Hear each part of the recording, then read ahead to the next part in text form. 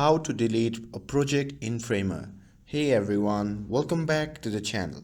In today's video, I'm going to show you how to delete a project in Framer. It's super simple and takes just a few seconds. So now without further ado, let's get started. So first thing first, open any preferred web browser and head over to theframer.com. And here, make sure that you're logged into your account.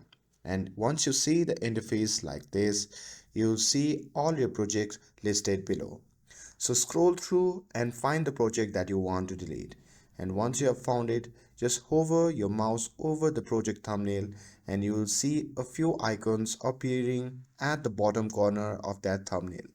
And there you just have to click on the three dots or right click on the project card, and this will open a small menu with options like rename, duplicate, but you won't see the option to delete. So you don't have to worry here.